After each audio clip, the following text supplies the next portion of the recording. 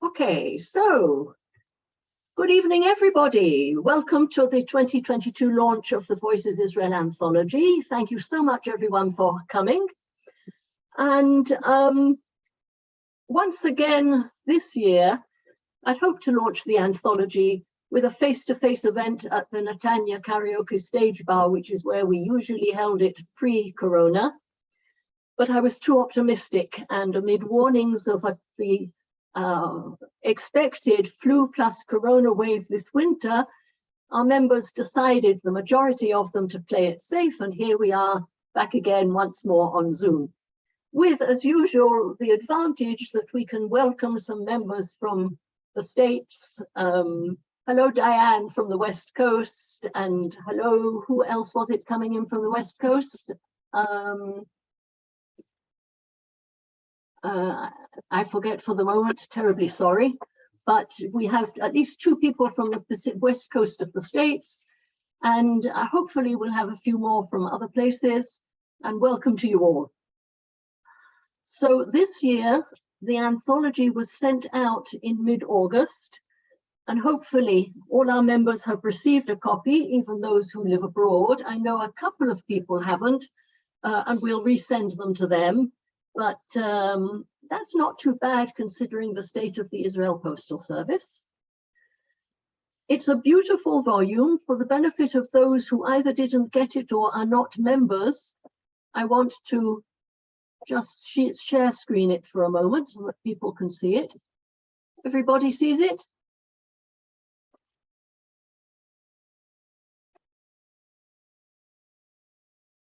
Okay.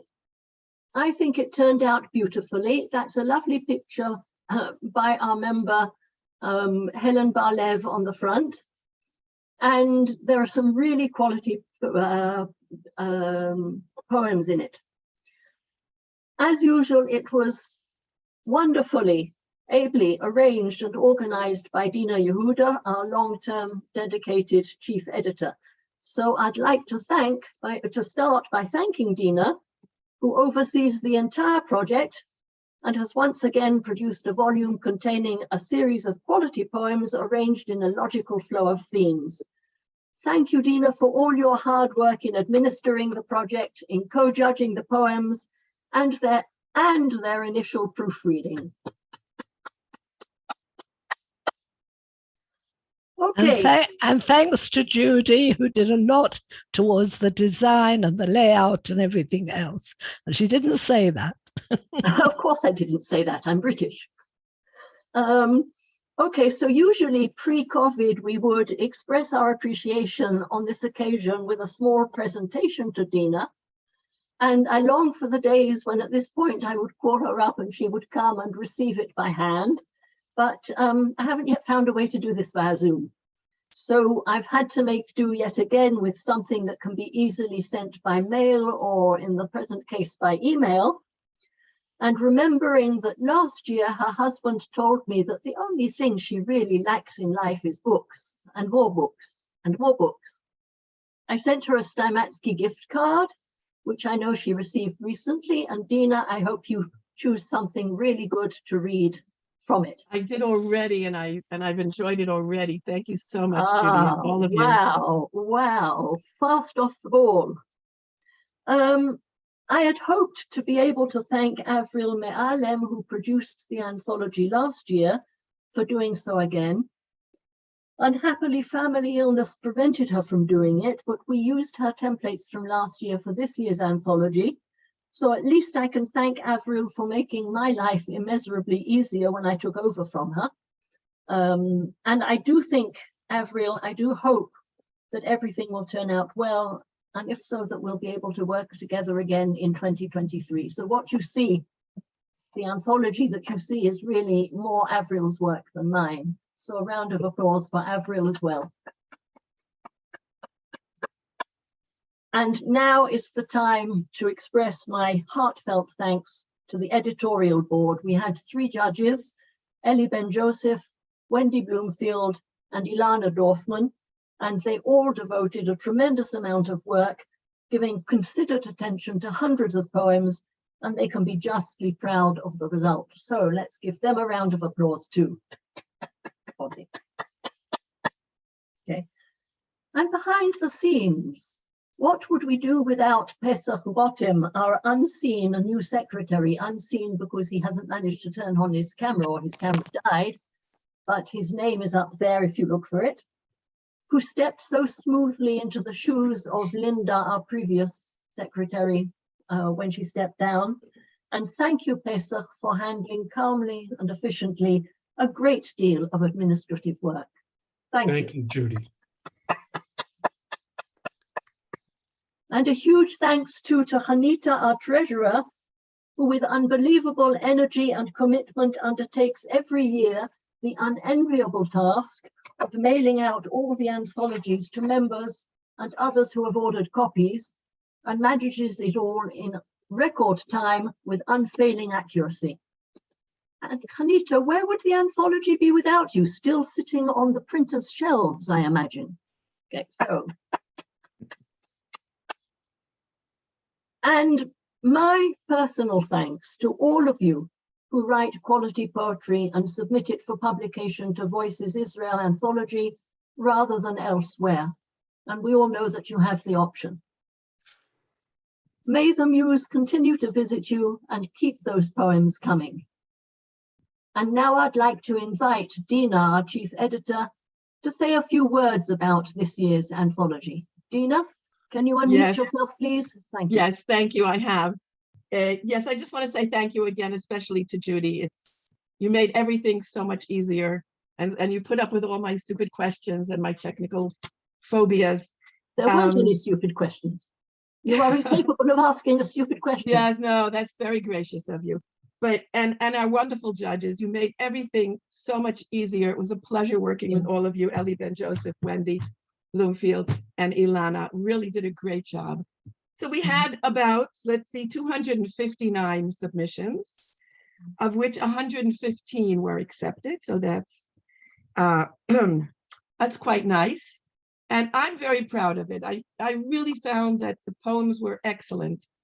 And I prefer having a smaller anthology where I'm really proud of each of the poems.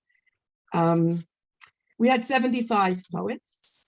And I'll just tell you a little bit about the process. It used to be much, much more difficult before Submittable, when we had to do so much of the work, the technical work, really painstaking work. It took me so long and there were so many mistakes involved. This year was really quite smooth. And I also want to thank John Michael Simon, who was the editor before me and taught me a lot. But one thing he told me about editing, he said, instead of putting titles up to groups of poems according to the topic, just seamlessly try to have them speak to each other, to resonate with each other.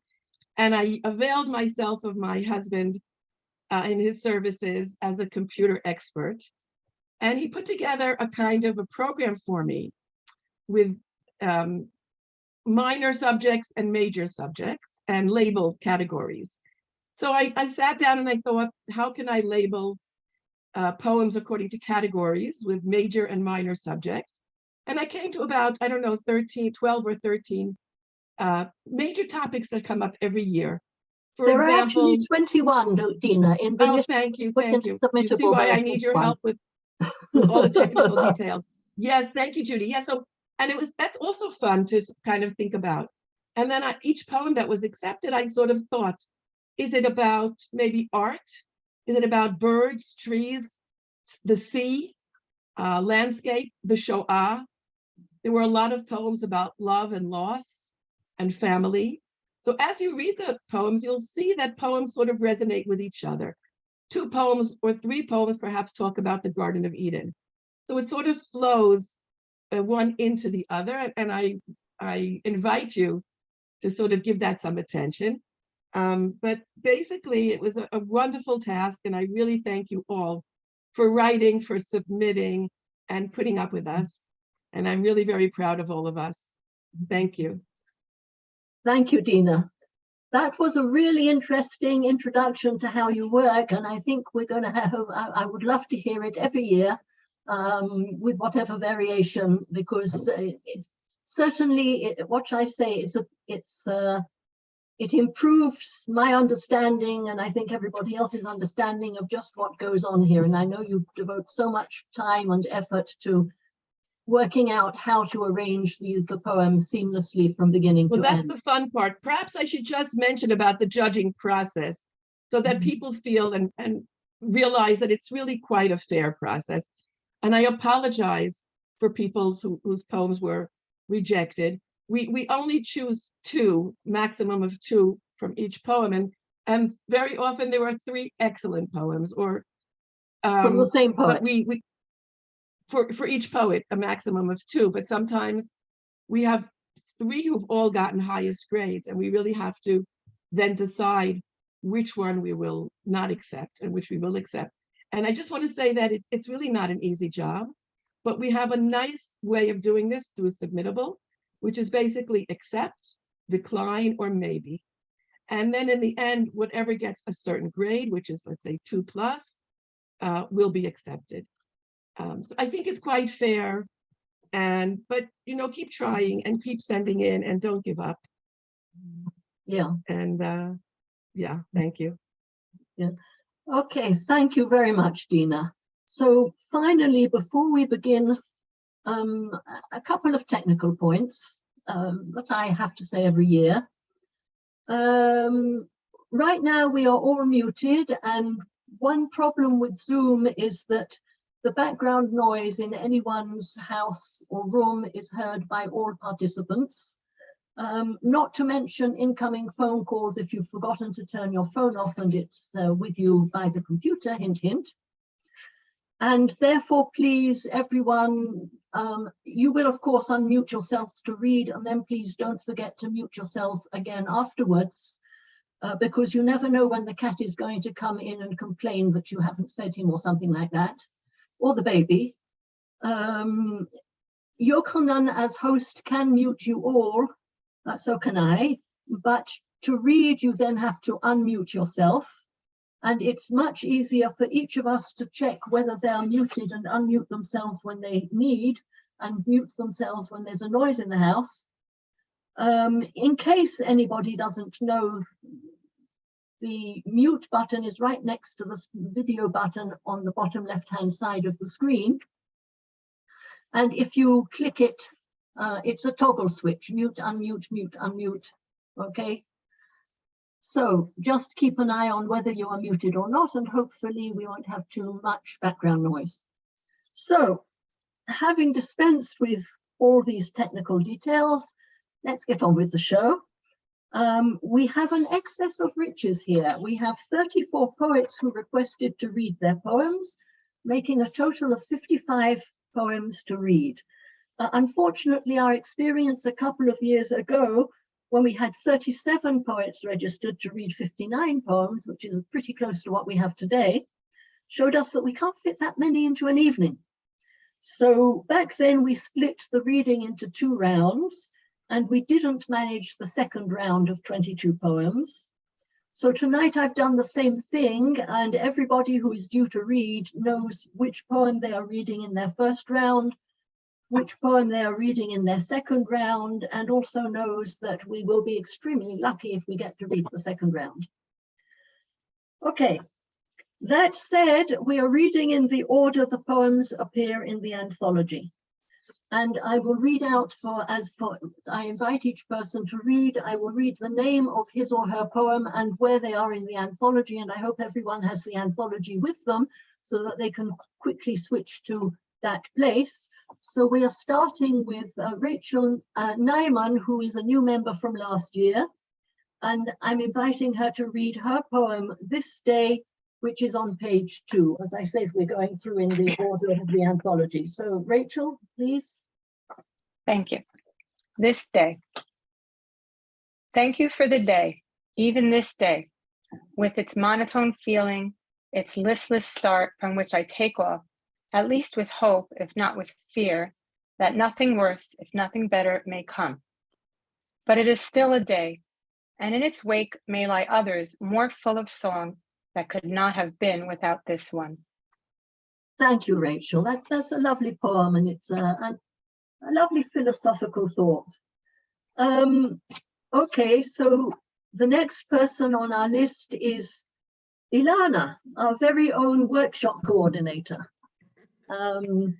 We have a workshop coming up in mid-November, so I'm going to take this opportunity inviting Ilana to plug for it.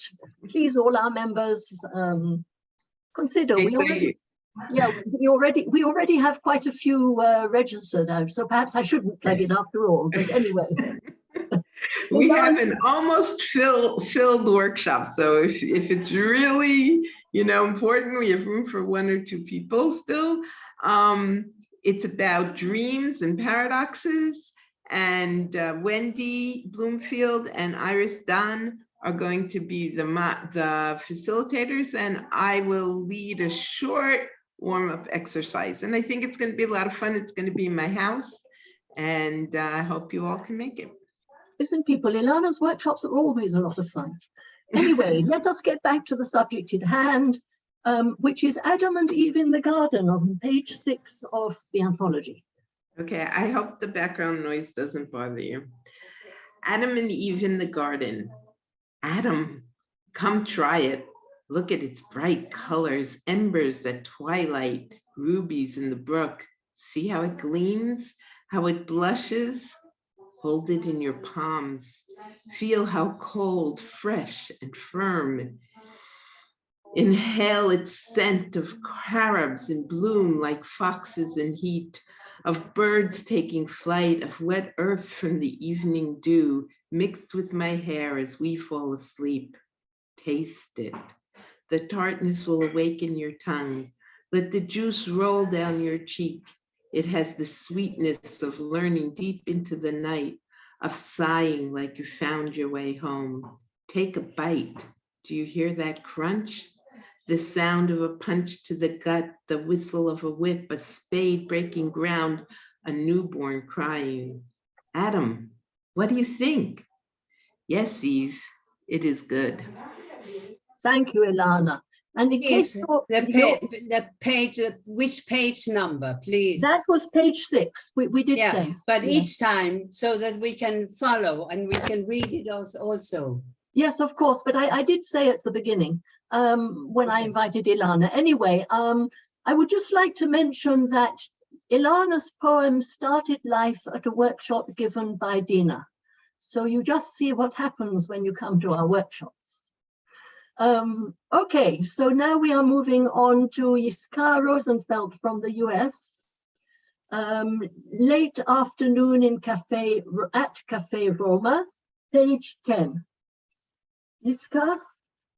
Yes. Welcome. We're so glad to have you here. Late afternoon at Cafe Roma. Day tilts down toward evening, last of the sun glancing off glass, everything at an angle, like a turned down bed. Inside, I offer myself like an apple. New scarf, new book, new dress, new shoes. Tell me, unmarried men hunched over your cups, haven't you ever seen ripeness?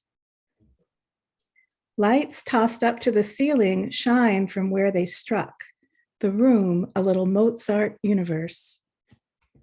I should leave before the windows double my solitude. Who told you I was forbidden?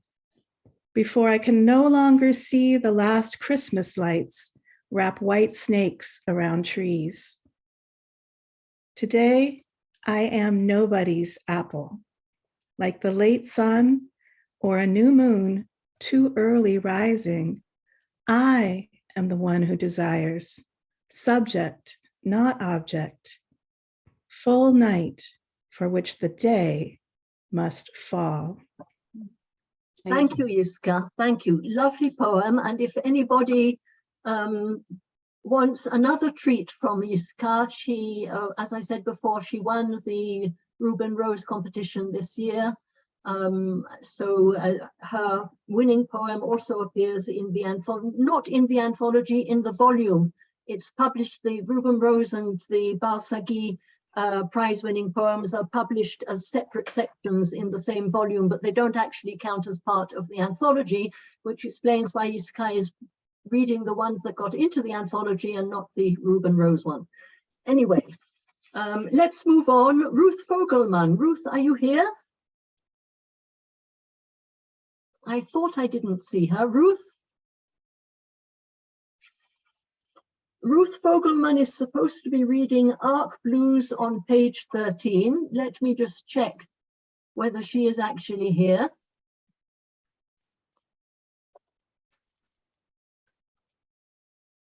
No. I don't see her. No, I don't see her. Okay, so we will move her down to the end and try again at the end to see whether perhaps she is here. And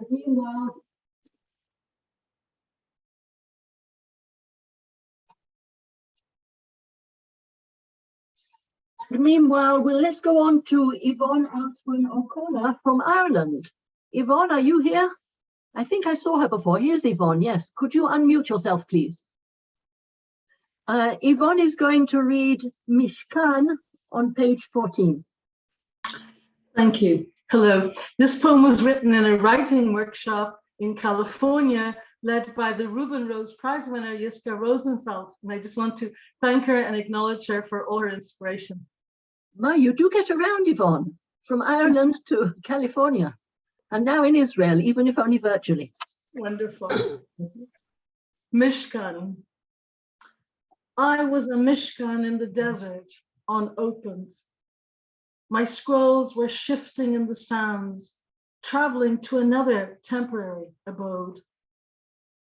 In the silence of the night, my latch became undone. My Torah tumbled out unknown.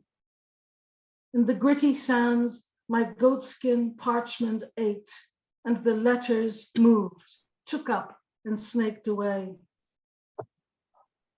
I am a tabernacle in the sun, opened, awaiting each word you assemble, drinking the liquid curves that arrive from hidden places far and near, gulping as I read my soul for the very first time.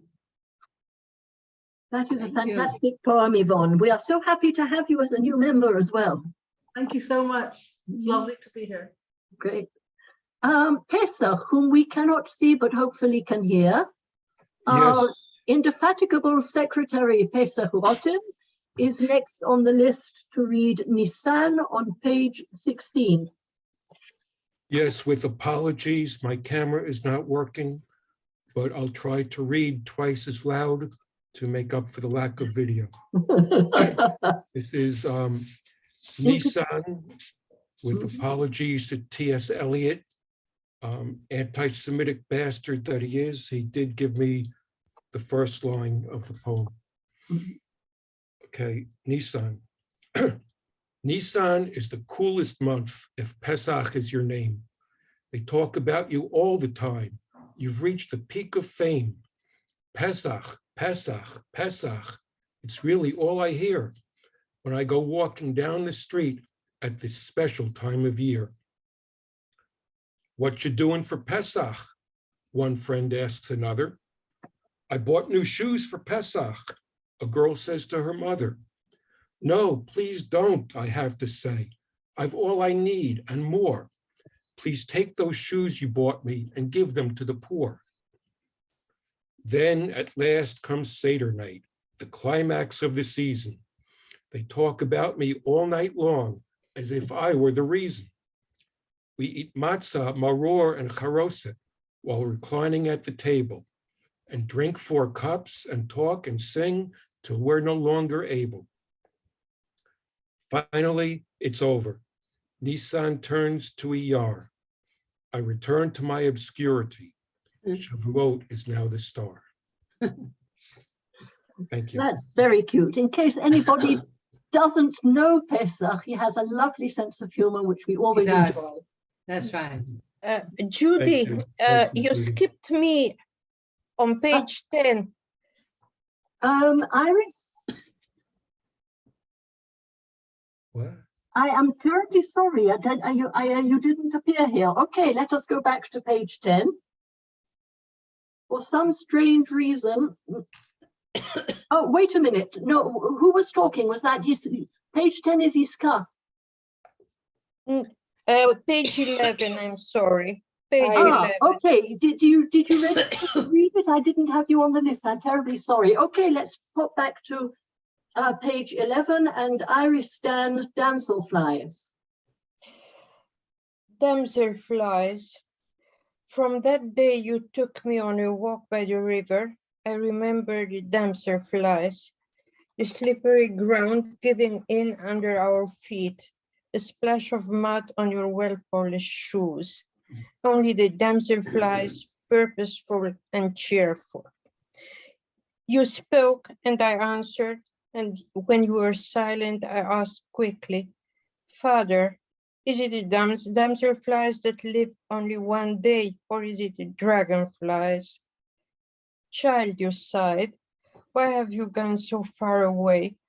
Why have you become so estranged? I looked down, angry with you for having cornered me, embarrassed with myself for having grown up, wishing I were a damselfly whose parents don't agonize for their young, let them live their life without guilt. Father, I was there with my child, my heart full of anguish, watching years of closeness vanish in a fog, she impatient to flow away from me with the river, two worlds I knew nothing about. But we're not damselflies, Father. Sometime, somehow we come back. Thank you, Iris. And again, I apologize that you got left out. Okay. If it happens to anybody else, don't hesitate. Tell me. And now,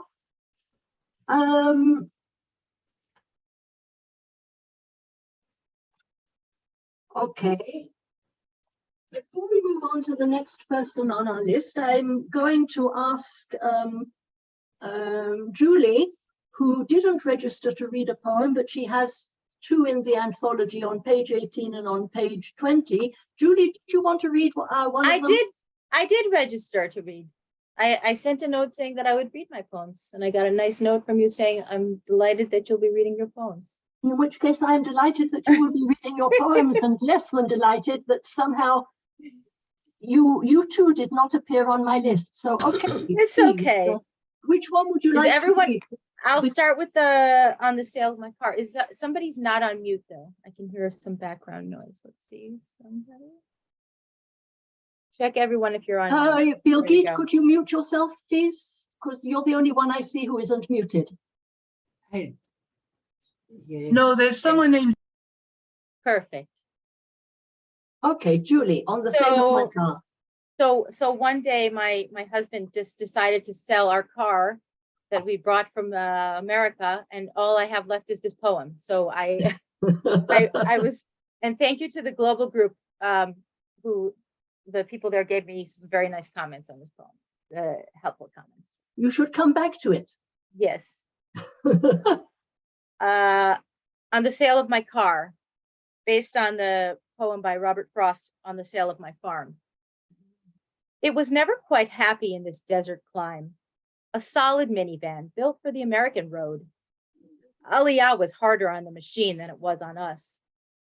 As I washed it for the last time, I peered into the window and swore I could see there in the seats, 6 laughing, screaming kids, crumbled crackers on the floor from years of road trips, driving all day and some late nights, playing the same silly songs over and over as we traveled the I-95 between DC and Vermont, always stopping at that pizza shop 2/3 of the way up.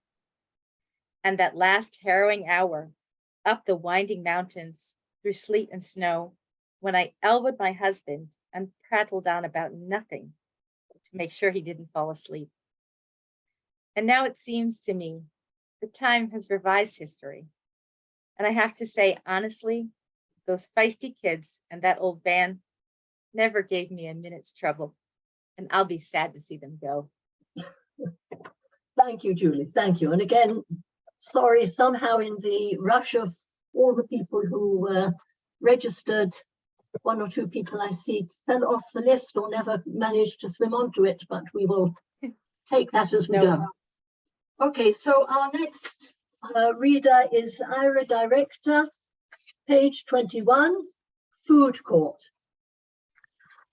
Hello, my name's Ira Director, and I'm very pleased to be reading my poem Food Court this evening. Thank you for having me. Thank you for coming. Okay. Food Court. Saw the duffel bags as I neared the pillars, knew they belonged to the soldiers. Soldiers? Teens dressed up like soldiers, munching teen food, as if I turned, felt foolish, hesitated, then 2 words, thank you. Smiles, nods, I put 100 on the table. Buy some desserts. We can't take that. Walked away, a tap on my shoulder, smiles. We can't take that. Thank you, Ira. Again, a lovely poem. And we move on to Mark Elba, page 23, Ode to Yiddish. Ode to Yiddish. Forgive me my broken tongue, my years rebuffing your charms, the bite of your humor seeing through me, while my heart chased your elder sister.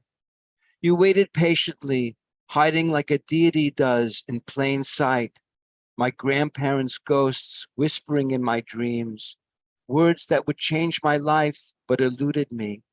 I cannot wrest you from my dead with whom you were buried alive. Yiddish of before the unimaginable, dreaming of utopias, arguing with God, the lilt of diminutives tangled with emotion. Yiddish of centuries seeking refuge, tolerance, of joyous song and brokenness brought together under the wedding canopy, the memory of Jerusalem reflected in shards of glass. A language whose sighs have 20 connotations, whose poems survive the ghetto's liquidations, buried like the names of God in consecrated ground, resurrected from the rubble left from the bombs of the Reich. Oh, Mama Loshen, mother tongue, why have we forsaken you? Yes, something to think about there. Thank you. Thank you, Mark. Did I mention that Mark is also joining us from the US? One of the advantages of Zoom. Okay, so now we come to Ilana Wolf, page 27, Fruit. So I'm coming to you on the call from Toronto, and here it's afternoon. I divide my time between Toronto and Tel Aviv, but now I'm in Toronto. Fruit. Draw low and sweep the steady stones, slow tableau amid the chilling quickness. Here the fruit I've rinsed for the twins, cut and mashed for their infant fingers, pink flamingo throats. Their sweetness boasts no knowing. How could they know? Look to the stumbling blocks beneath your feet, set into the streets. So what if you never knew those named?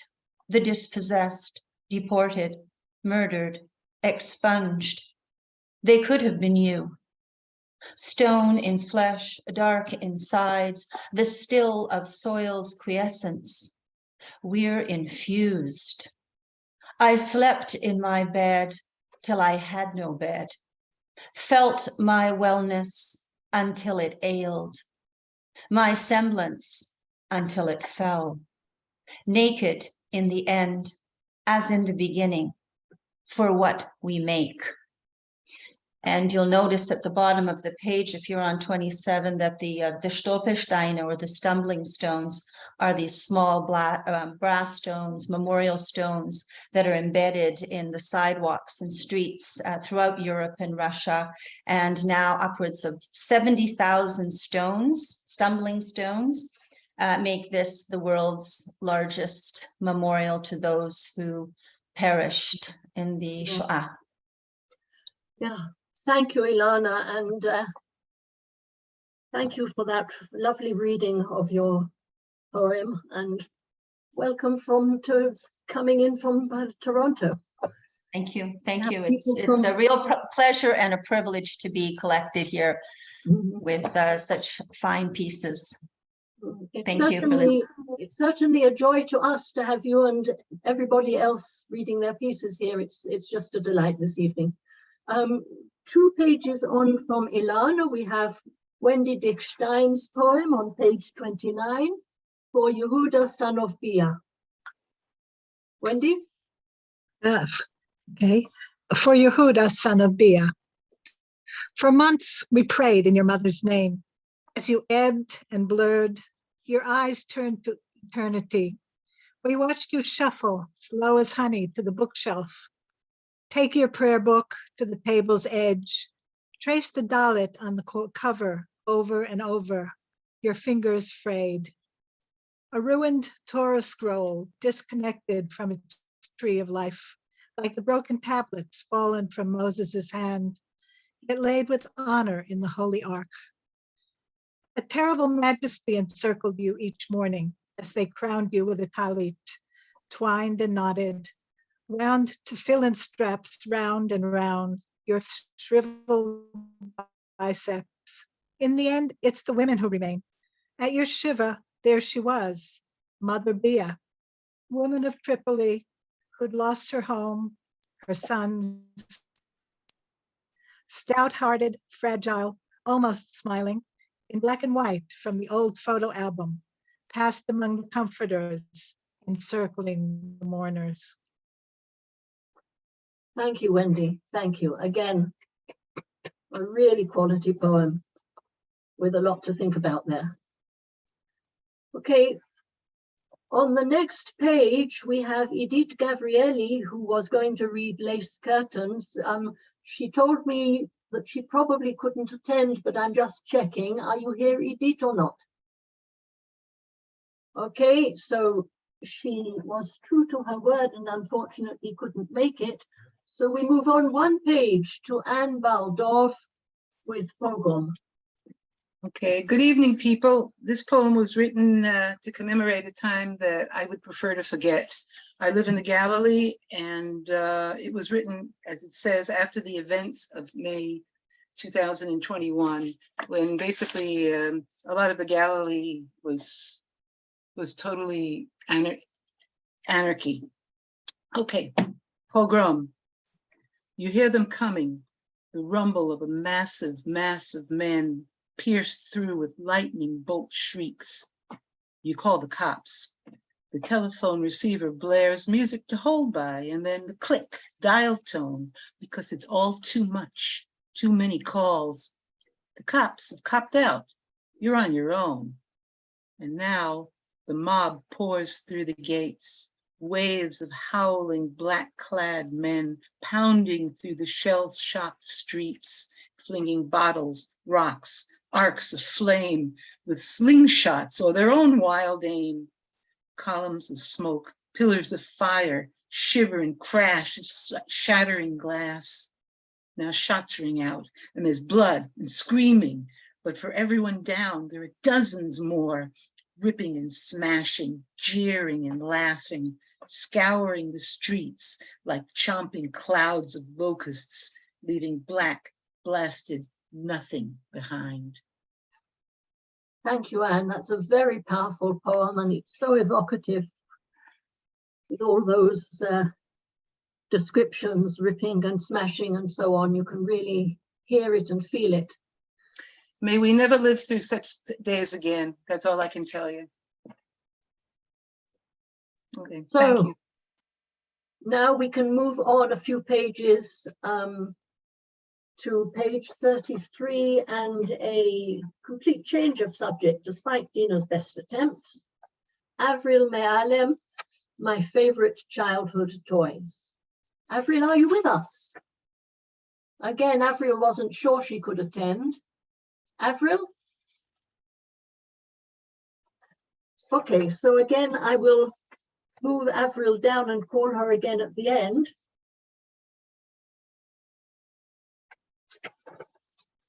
I'm just making a note of that. Michelle Bustin, are you here? You are here. I saw you before, right?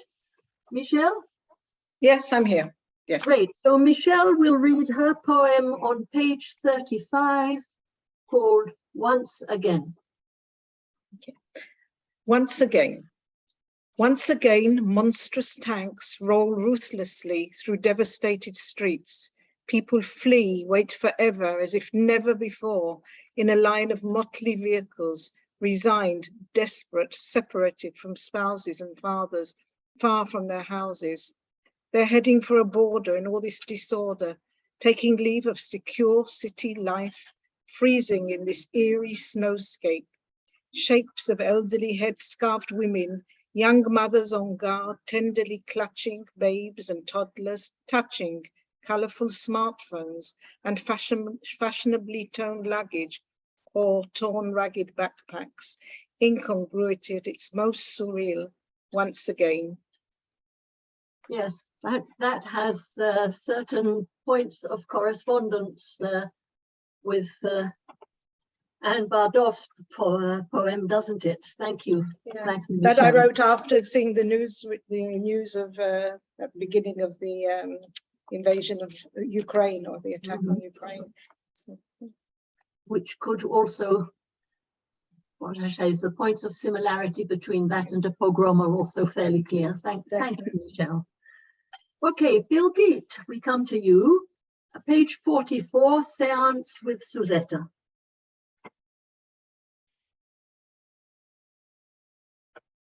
Bill Geet, could you unmute yourself? She was here, she has been commenting.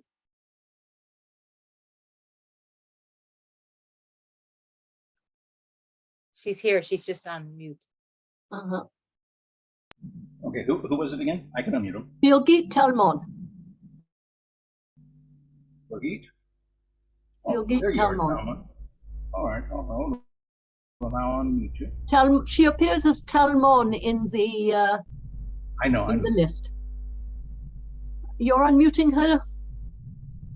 Yes. Okay. Birgit, are you here to read your poem?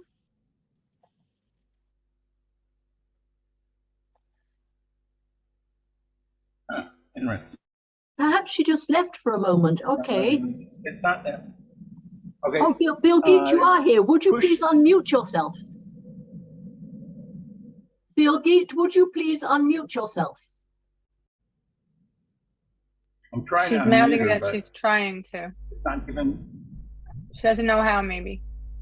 Birgit, if you look down at the bottom left-hand corner of your screen, there's a... Yes. Ah, good. Yeah, Okay, there, fine. there. Now you have unmuted yourself. So, Okay. So now, would you please read your poem, Séance Yes. with Suzetta, page 44. Thank you. Yes. Séance with Suzetta. Born in 1911, you must have been approximately 5 or 6 when propped up on the gilded stool, wrapped in tulle and lace for the occasion. Perhaps for comforting or to make you sit still, you were allowed to hold your little pedigree puppy in your arms. Slung on my couch in front of you, your gaze almost hypnotizes me. When eye to eye, I probably blink a zillion times, you never once. A huge bow is fixed to your brown hair. We don't use such finery these days for our little girls. Did you survive the plague of 1918? So many questions, and your sweet cherry lips do not move. It was a cold winter night. Your portrait peeped out, and I fished you up. Surrounded by the great masters of your time, and immortalized by the one chosen, how did you ever end up in a Holy Land dumpster? You are my perpetual enigma on my wall. Thank you, Birgit. That's a very sweet poem with a nice twist at the end. Yeah. And it's true. Yeah, oh, I'm sure it is. Who could imagine such things? No. Okay, so now we move on to Dina. Our very own Dina Yehuda also has some poems in this anthology. Monet, page 46. Dina, please. Monet, motifs need seeking. The splashes of color, emerald, crimson, vermilion, are what we see. There is another layer hidden underneath, painted over. The canvas that was Camille, your still life, Lily of Giverny, impression of sunrise, your muse, even on her deathbed, your relentless eye cataloged the changing hues of her destruction. Thank you, Dina. Dina, I think, is probably our queen of ekphrastic poetry. She gave a workshop on it and she has written so much herself. And lovely as always. Okay. And right next to Dina, we have Donna Bechar with Transients. Donna, do I say your name right? I never quite know how to say your name. It's Bechar. Bechar. But actually Bechar, if you're going to Bechar. Okay. Oh, that's yes. It's Hebrew CH. Oh, I will try to remember that. Yes. It took me a long while to figure out that Linda says her surname Suchi. Yeah. I always used to say Suchi. Actually, I pronounce it differently if I'm in the States.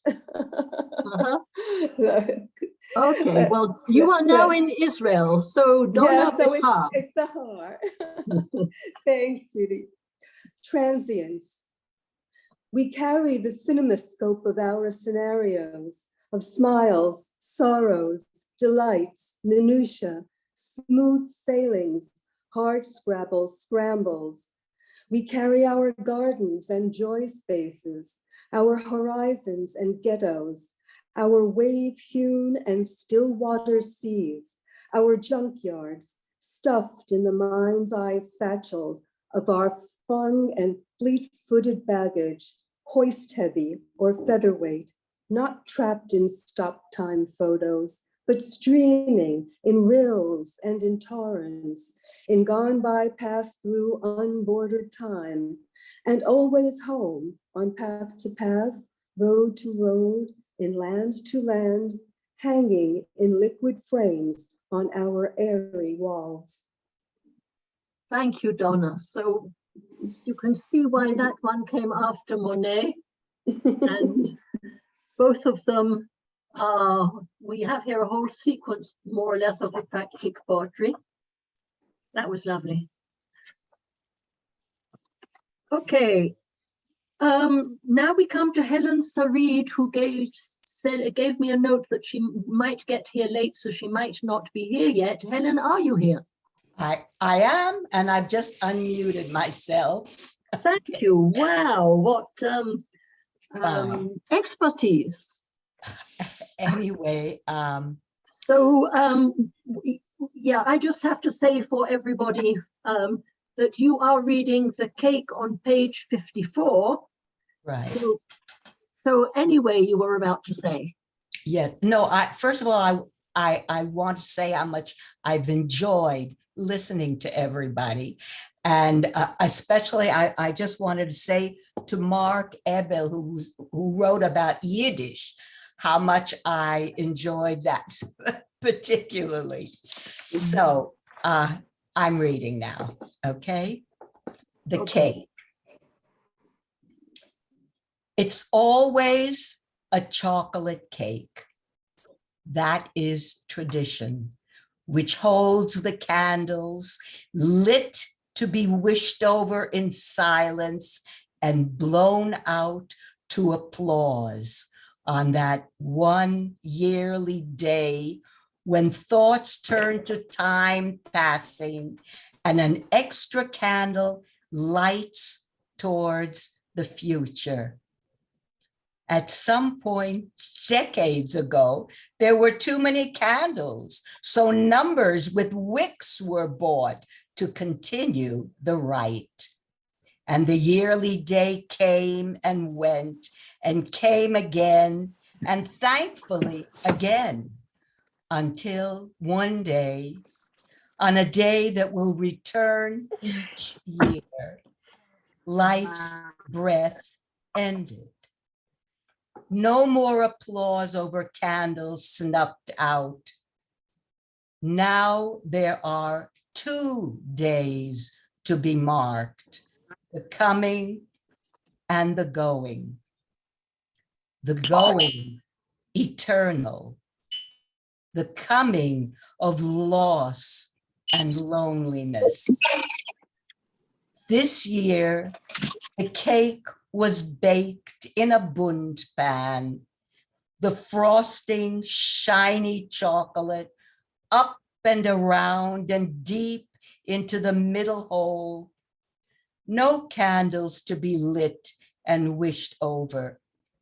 We sit around the festive table as the children lick their chocolate-covered fingers, and I wipe the photo album clean as pages turn and the past joins us with love. Thank you, Helen. Thank you. We know where that poem is coming from. Okay, so we next have on the very next page, page 55, Celia Merlin, A Love of Years. Celia couldn't be here and she asked for a proxy. So Donna Bechal very kindly consented to read her poem for her. So I'm now inviting Donna to read Celia's poem, A Love of Years, on page 55. Okay. A Love of Years by Celia Merlin. A love of years may not seem like love. Sometimes it's muffled, often unheard. Sometimes it sounds a little more like complaining. Remember your sweater, stop rubbing your eye. It's shoveled snow paths from front doors to cars, a diaper that's changed, dog pee cleaned up. It's going each day to that god-awful job like a helmeted miner, coal-covered in dark. It's being ready to leave the best fashioned town to be with the one not afraid of your frown. A hug, a wink, a ridiculous comment, a shattering break now and then. A love of years bends, but is still not for sure. Precious, fragile, a hope to endure. Thank you, Dina. You read that beautifully. I'm sure Celia would be very pleased. And we are popping all the way over to the west coast of the United States to Diane Ray, who I know is here. We saw her earlier. On the very next page, page 56, Diane's poem is Pas de deux. And Diane, you are here, aren't you? You are still here. I'm here. Here you are. Here you are. Great. Please. Okay. Pas de deux. 2 elders sitting beautifully in the cafe, his cane draped behind the extra chair.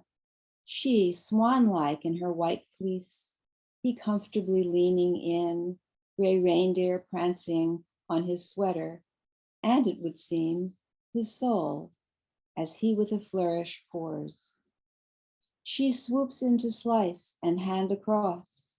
They sip, they nibble, the taking of the cake and tea, as words and knowing loop between them.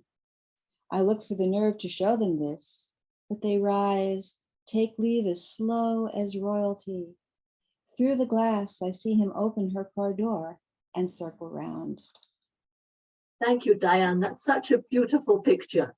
And I should mention that Diane is a very active member of Voices Israel in the States and has done a lot for us there and organized a poetry reading and more than one.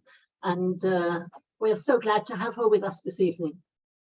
Thank you, Judy. Okay, now our next attendee, if he could, is David Ades from Australia. Unfortunately, by David, it's somewhere around 4 o'clock in the morning at the moment. So he opted out, but he did ask for a proxy, and Mark Levinson was kind enough to agree to read proxy for him. So Mark, I'm handing over to you to read David Ades's The Repairer on page 57. Right, and as you see, the poem is dedicated to David Main. I hope I can be heard. I don't see that I've popped up on the screen. Okay. Fine, we can all hear, yes. Okay. The repairer thrums to the puzzle of the world, no matter that it is insoluble, that there are billions of pieces he will never touch, that each of us see only a tiny sliver of the whole. He forges his path, noticing everything, giving each moment and each person his full attention, sending out invisible filaments, linkages, connections, and does this quietly, drawing people close to whisper in their ears, smiling, spilling largesse. He picks up a piece, tries it with another, and when the pieces fit, as they sometimes do, that is his reward, his private joy. And he moves to another piece, untiringly through the years of his life.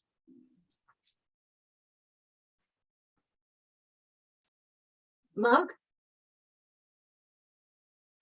There are two more lines, yes? There are.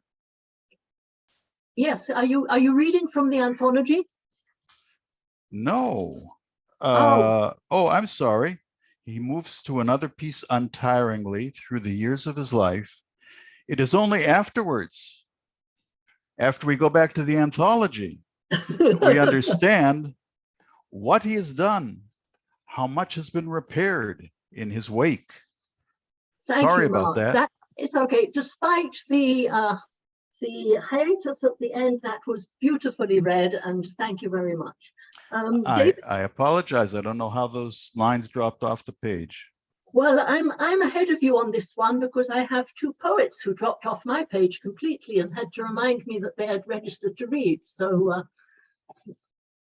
that's how it's the cookie crumbles sometimes. David did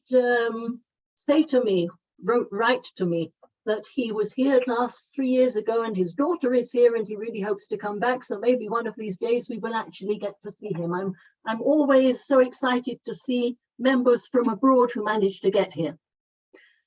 We are moving on to Judith Feinberg, page 60, My First Friend. And I know Judith is here. I saw her earlier. Judith?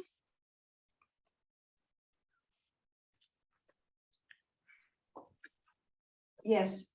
Ah. It says Yitzhak, but that's my husband's name. We figured it wasn't yours. Can you hear me now? Yeah, sure, we can hear you. Okay. Fine. Okay. Thank you. My first friend. It's not easy keeping up across an ocean's rolling latitude. Though we've grown poles apart on pressure points like politics, it matters not. You don't vanish like the setting sun beyond the curved horizon because I've turned a day's page. Would you just hold on for a moment, Judith, because I see that I have a mistake here. I said page 60, but in actual fact, your poem is on page 50, which means that we should have read it. We are reading it slightly out of sequence. I apologize for that. But people who, like me, were wondering what has happened here, that they couldn't see your poem. It's on page 50. Okay, would you like to go on, or perhaps you should start again since I've interrupted you so rudely? I'll continue on. Okay. So, myself's prehistory is etched partly on your tablet and yours on mine. As our mothers walked and talked, we swayed side by side in our customized amniotic seas, memories primeval and those to come are nestled in layers like never-fading gold and copper autumn leaves in a crackling mountain, beckoning us to jump in and inhale the aromatic crunch. I did sail afar to a place embraced in my middle years.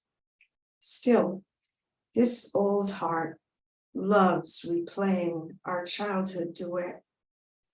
You remain in my sights as if the earth really were flat and my telescope's focus infinite. Thank you, Judith. Sorry for the interruption. I love the metaphors in your poem. I really do. Thank you. We now move on a considerable number of pages since we moved back before. We move on to page 63 to Susan Olsberg, our past president, and another new cousin. Susan?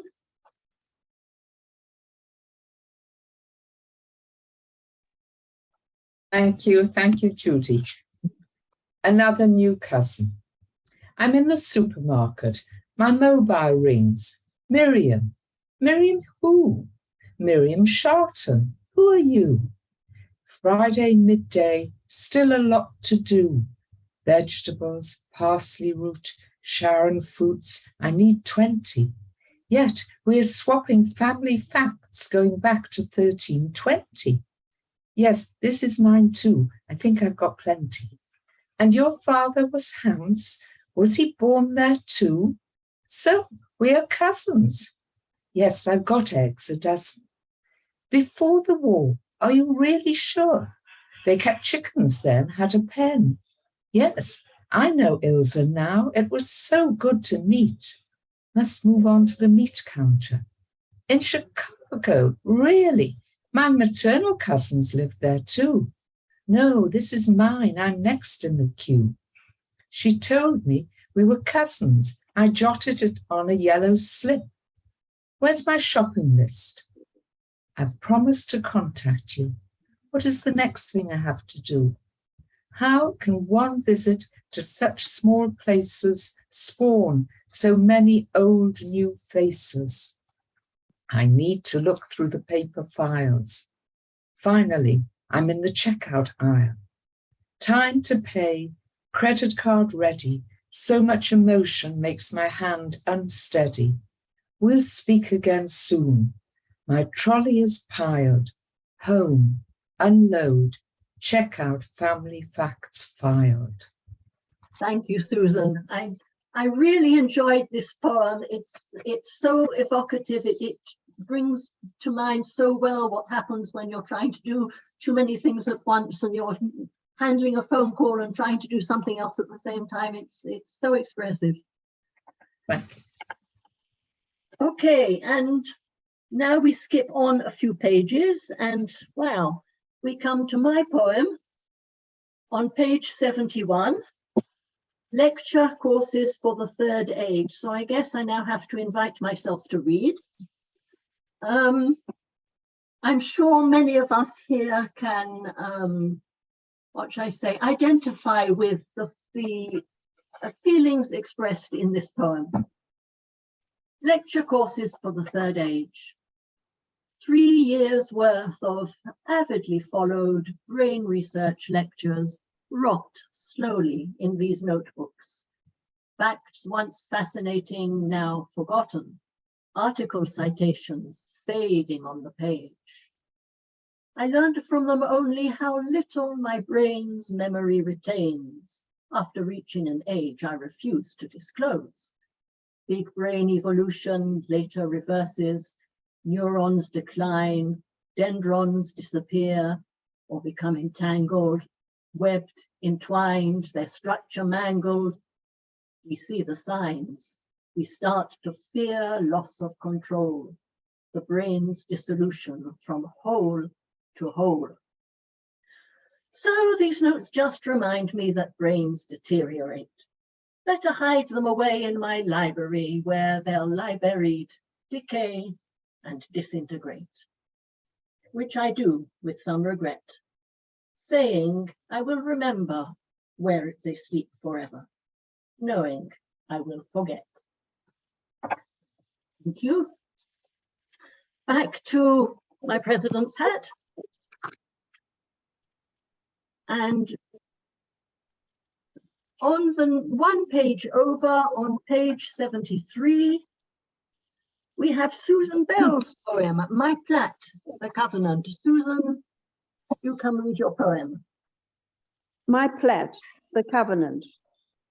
My whip, my scarf came down to my knees. You bully from behind, it'll lash out at you. Cold weather, it's round my neck. Mother's covenant with God when she got a child, me, who was brought to her to our Arab town. My body extensions, silky auburn, ritually brushed, plaited before school. Back home, unraveled, brushed out and floating, it descended to my knees.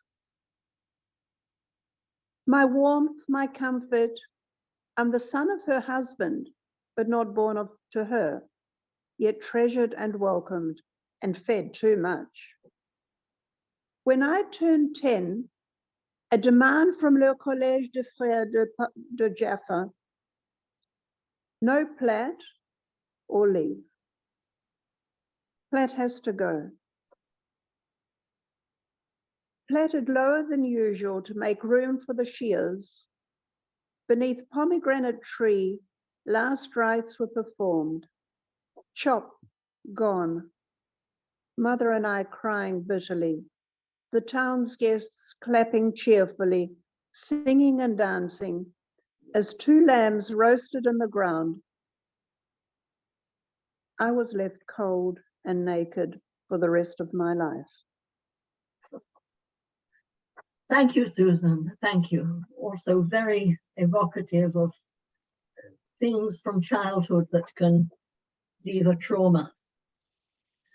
And Judy, before you go on, I would really like to leave because I would like to read because unfortunately I need to leave at 8:30. Oh, you are here. Fine. We called you when you were early and you weren't here yet. I was like, I came in right after my place. I'm really, really sorry that I was late. You should have jumped in and done an Israeli norm on me, which is to interrupt and say, I'm here now, can I read? Well, I'll tell you, I was sending you chat messages, which I thought was a little more, Yes. Unfortunately, I'm so busy following what everybody says that yeah, okay, so why don't we go back and read on page 13.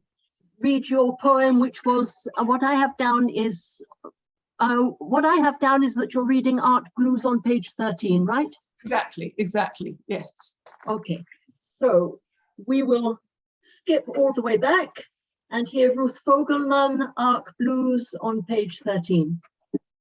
Thank you. Arc Blues. Noah, this ark's too dark, whined the zebra. No, it isn't, countered the rhino and hippo. The panther and panda snarled. Hey, stop being so rude. Oh, just shut up, crowed the rooster. And the dove flew up to the roof and cooed. Noah, it's too hot, ordered the panther and panda. Open the window, screamed the rhino and hippo. Then I'll be cold, complained the cobra, who was always in a bad mood. The zebra flicked its long black tail, and the dove flew up to the roof and cooed. Noah, look, the rain has stopped, roared the panther and panda. Open the window, bellowed the rhino and hippo. The zebra added while munching its food, we've been cooped up here for years. The dove flew up to the roof and cooed. Noah, we can see the tops of the trees, squealed the panther and panda as they peered out the window.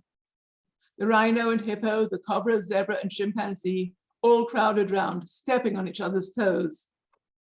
Noah opened the window, whistled to the dove.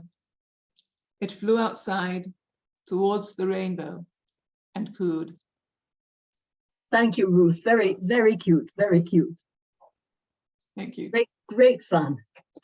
And now I have a request which I'm going to honor if it's still available, because it came in on the chat and I didn't see quite when. It's from Kyla, who said, "Hi Judy, can I read the poem by Esther Lipton on page 66?" And because Esther is from the UK and she is such a long-term member, and she usually does come into these meetings and request somebody else to read her poem for her. I am overjoyed that somebody is going to read Esther's poem for her, even though she didn't actually register to read it. So Kyla, are you here? Can you read it for her? Yes. Yes. Okay, great.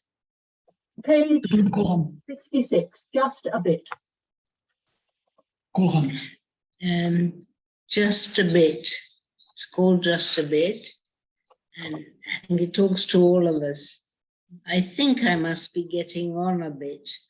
Once I multitasked with aplomb, fed the twins and beat the eggs, sewed socks and tested timetables, washed the car and sang songs with Sam, cut the lawn and pondered on Plato, watched TV and knitted scarves, shopped for disabled Doris next door, deloused the dog with Debussy, cleaned toilets with Sinatra.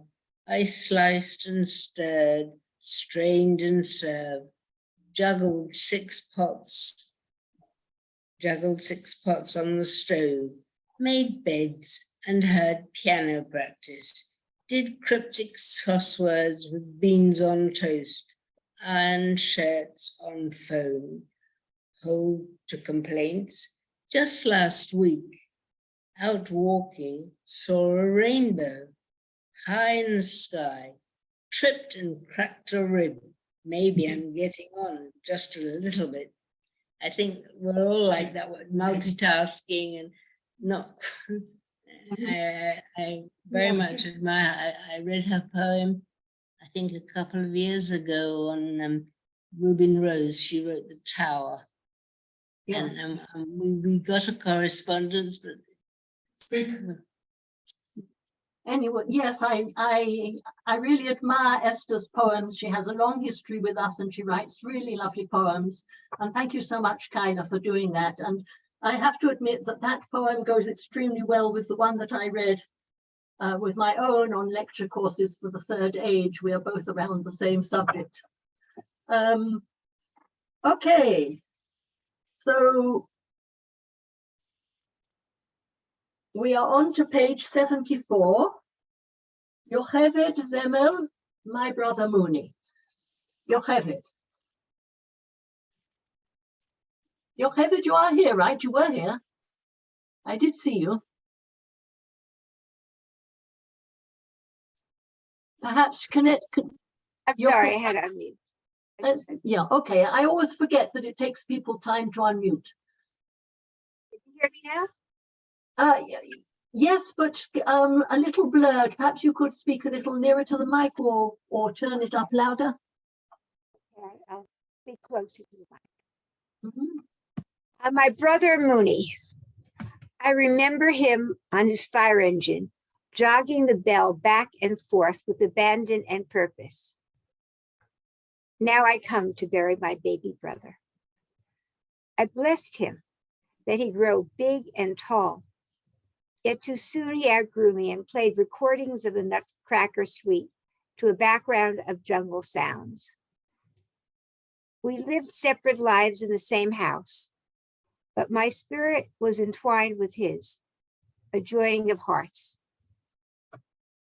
I've come to bury my baby brother. I would rather have come to the wedding he never had, or to the birth of a child he never begot. When I would when I would call him late at night, he was always awake, always my guide. Go to the Rodin Museum in Paris. You must taste the ice cream in Florence. His message to me now: you will be the world traveler. I am finished, tired of living, fighting. I've danced my last dance. His days of battle are over. I can only share with him the triumphs of his nieces and nephews, since he has no more conquests of his own. This lover of Israel died in the spring of his life on Israel's Independence Day. This soldier laid down his sword. The flowers of his life will bloom in the hereafter. Thank you, Yocheved. Such a sad poem, but so beautiful. We move on now quite a few pages to page 80. Helen Bar-Lev's poem. Judith, I'm on page 78. Are you leaving me out? Fella. R.M. Keel, that is Fella, isn't it? Yes.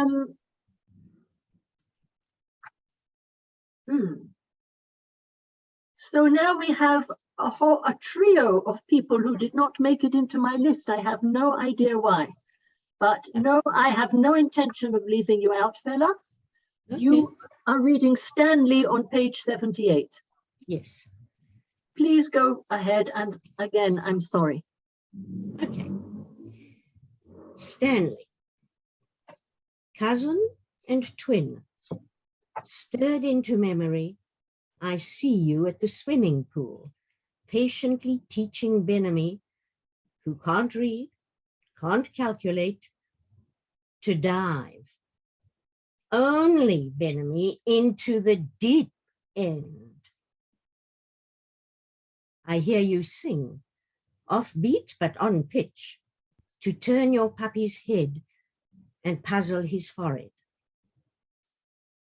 I watch you emerge from your small car, stretch the full 6'3", shrug shoulders, and breathe.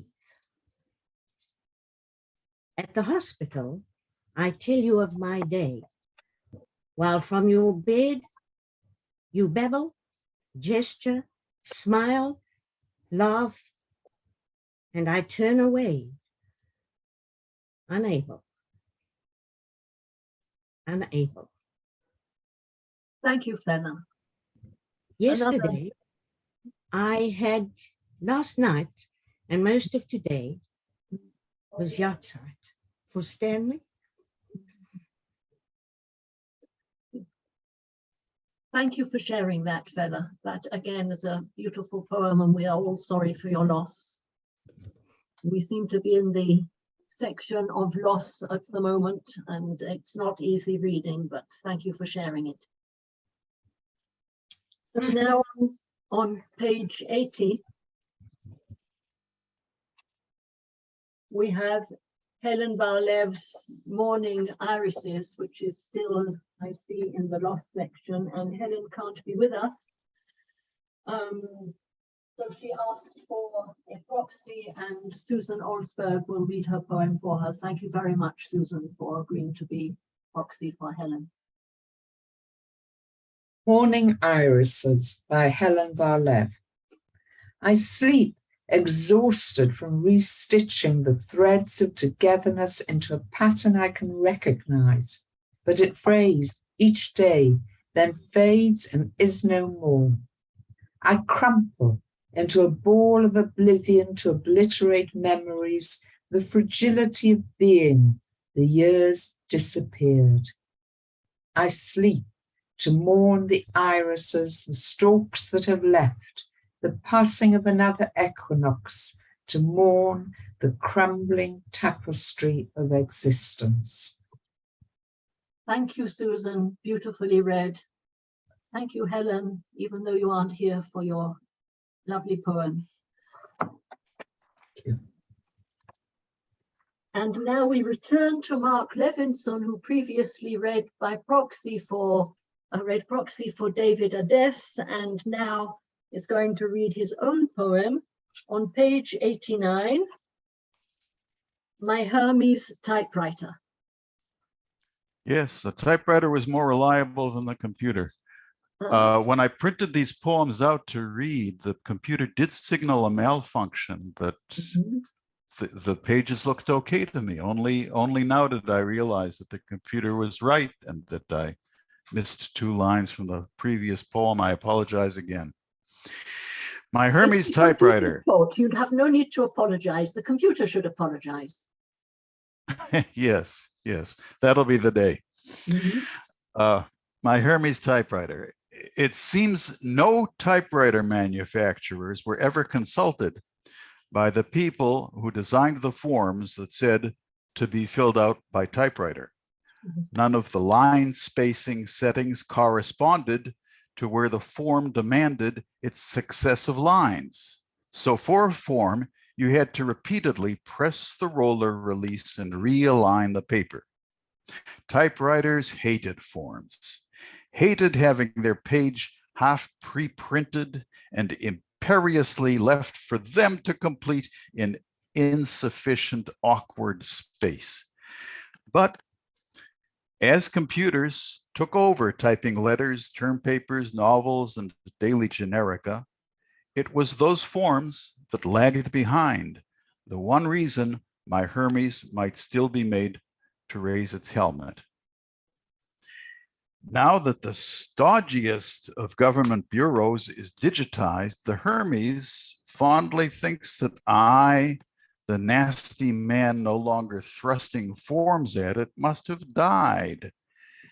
Being computer oblivious, it waits relieved and hopes it will next meet some keen 7th grader from my family, or else the dealer with an air duster and damp new ribbon. Thank you, Mark. Thank you. Gorgeous. And don't we all, well, those of us who are of an age we refuse to disclose, don't we all remember trying to fill out forms in typewriters? Not that it was any easier to fill them out sometimes by hand, especially the signature spaces, which were about this big, and you had to do a signature like that in them. Brings back memories, Mark, that really does. Okay, so we are moving on a few pages to Ellie Ben Joseph, page 94, Through the Rearview Mirror.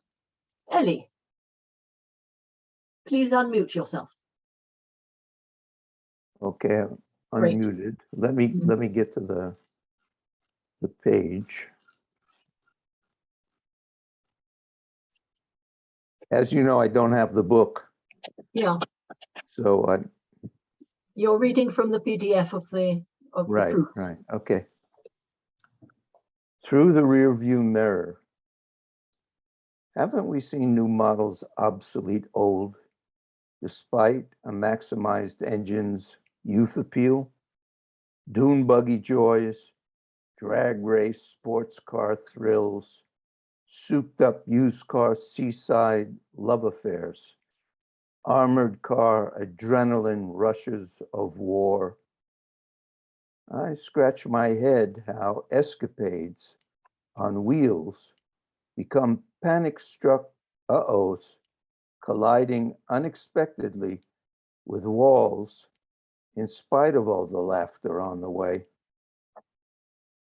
Shiny new cars too, kept up or not, end up dent-blotched jalopies, broken down, long having burned their rubber on concrete. Pursuing highways toward an ageless rock, defying potholes of uncertainty, at times garaging in enlightenments. At last, the green light of infinity, yea, salvages metallic car wreck frames to showcase for young eyes new vehicles that you and I may never get to see, but models we have known, our legacy. Thank you, Ellie. Thank you. I see we are still in the aging, getting old category of the anthology. That was really nice. Also brings back memories. Wendy, slightly different take on the theme of getting old Next page, 95, what one can do about it. Wendy Bloomfield, From My Window. From my window, before and after a cataract operation. Before, muted mauve of far-off Galilee, peaked by dotted specks of dirty grey, seen through a dusty veil, blurred outlines of black boats waiting to dock at the busy port. A dusky blue sea stretching to a point beyond my horizon. At night, city lights with halos, yellow sparkling stars in the ink black sky. Unveiled, a wide, faraway view of purple mountains, peaked by the crisp white sparkle of snow. Round an azure blue sea, the bay sweeps, sandy shores, red-roofed houses, striped green boats bobbing on the sea, waiting to dock in the busy port. Metallic red cranes pierce the skyline. A polar bear fluffy cloud drifts across the sky. At night, bright lights illuminate the streets, a warning red light on a far-off tower. Thank you, Wendy. When I need a cataract operation, I shall ask you who your surgeon was, because that is certainly a dramatic improvement, as we see also from the typography. Okay, we are moving on a few pages to Malka Kelter, who I remember I also saw here earlier. Emerald Lake, page 98. Malka? Thank you so much, Judy, for your warm narration. Emerald Lake, pre-dawn, midnight black, spontaneous whim, beat the crowds, eerie stillness, only headlights, twisting, winding road, solitary drive, slight crack of dawn, tree shadows hugging the road. Signpost shows the way. Trailhead, follow the path. Glimpses of water, reflections of the forest, chirping birds, silvery sky, a few fellow hikers, sacred silence, just a slight nod, continuing the circuit, rippling water, chipmunk running on the shore.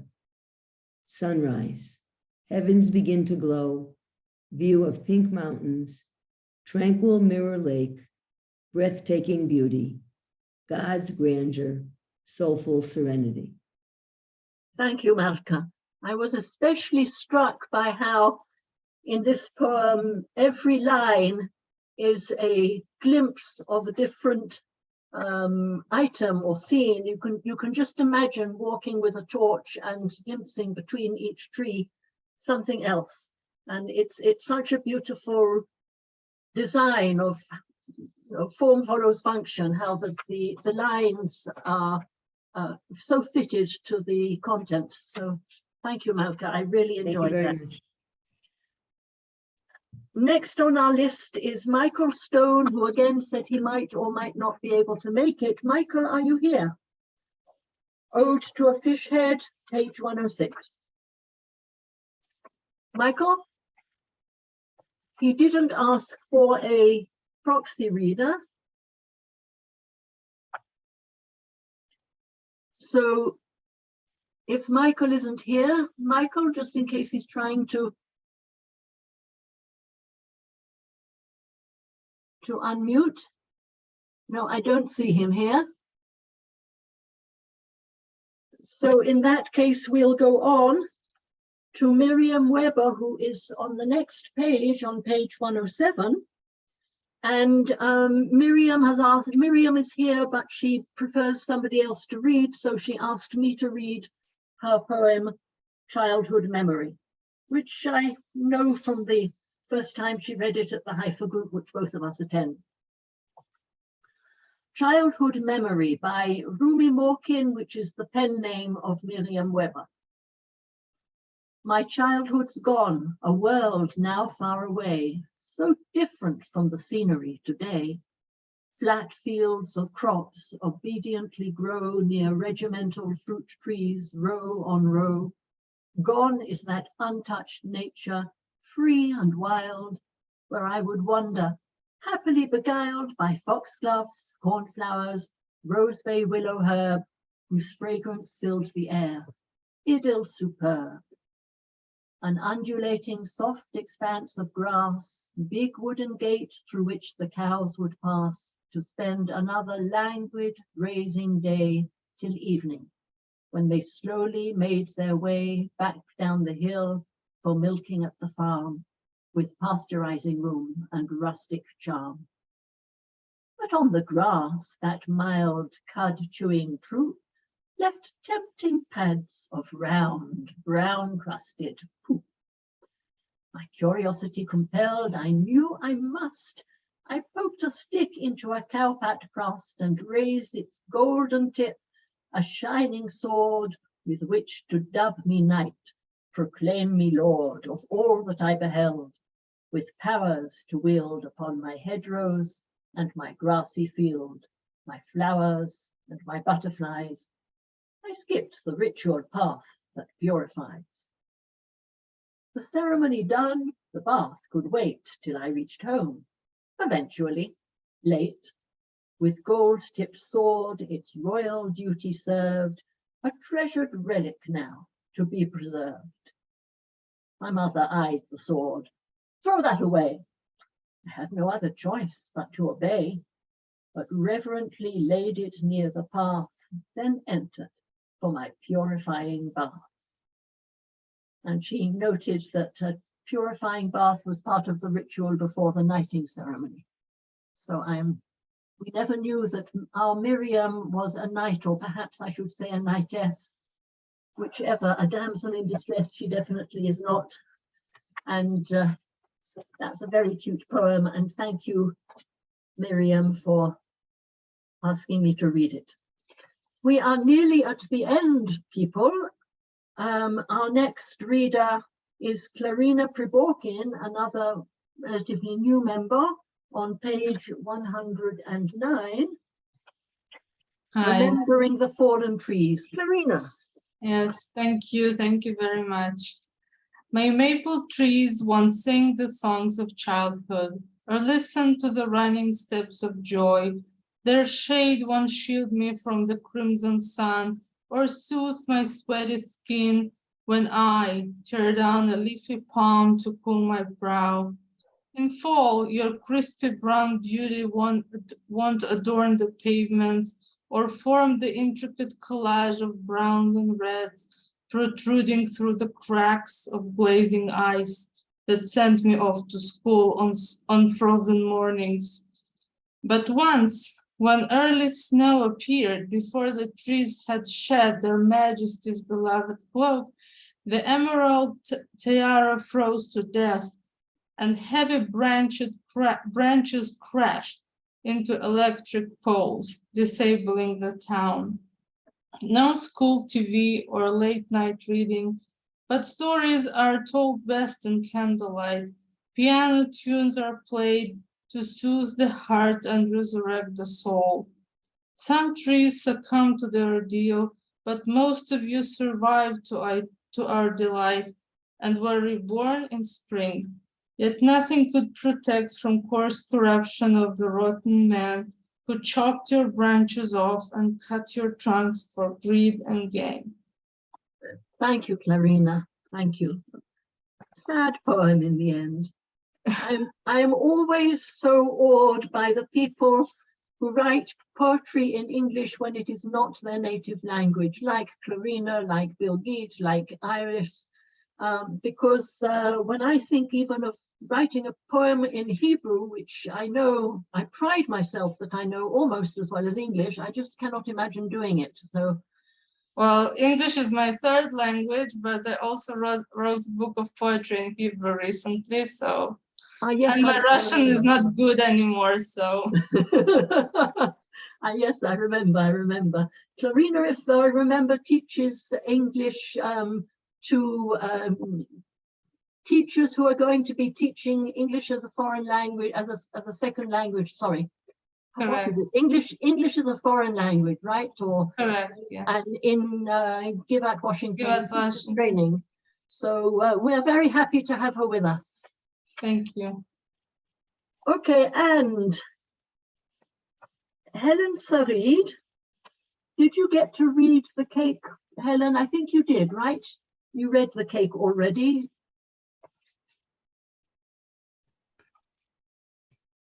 So, Yes, yeah, so I remember I put you here at the bottom saying if you were not here earlier, but to our delight, you were here earlier. So the only person left whom I've called and might now be here is Avril Mealem.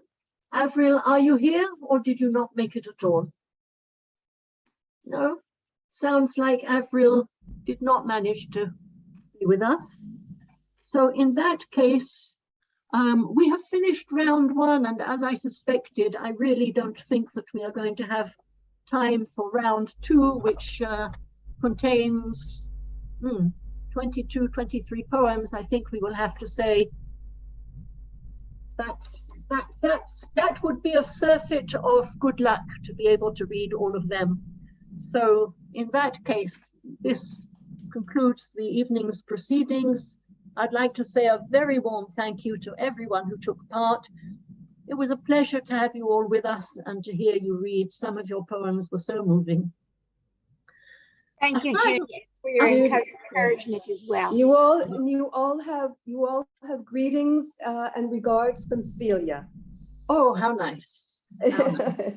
Who was in the States at this time. Yes, I remember that was why she couldn't be with us. So, So I will just remind you again that, as Ilana said, we still have 1 or 2 places left for our workshop in November. So if any of you feel the urge to join us, when you log out here, rush over to the form for signing on and stake your claim before somebody else does. Details will be in the last 2 newsletters. Yeah. Judy, if I signed up and I didn't hear from you, does that mean I'm signed up? That means you are signed up. But if you have any queries, then address them to Ilana, who is in charge of all this. She's our workshop coordinator. But since it's filling in a form, she doesn't get an email. She doesn't reply to the email. She just downloads the form, you know, the list of people. Yeah, it's an online form. So she just downloads the list of people who signed up through the form. Okay, thanks. So I now declare Judy, just before you do, there are a number of very appreciative chat messages from people who've been with us, and they are complimenting you, as I would like to do on behalf of everybody here on the screen, for emceeing, as Mark Levinson has said, a lovely evening full of all kinds of poetry, with a wide range. It's been a wonderful testament to the success of this volume and to Voices Israel. Well done, Judy, and thank you everyone for joining. And please applaud Judy.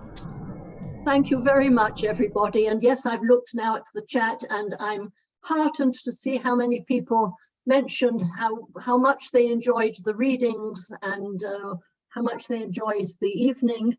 And all I can say now is good night, everyone. Let's pray for a sweet, successful, and especially a healthy coming year full of poetry. So I'm turning off the recording now. Thank you so much.